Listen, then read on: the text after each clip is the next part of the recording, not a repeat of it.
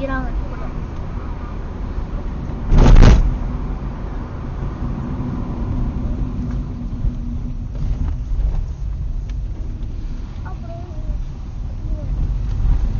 எங்கே யானை கத்து சவுண்ட் கேக்குது.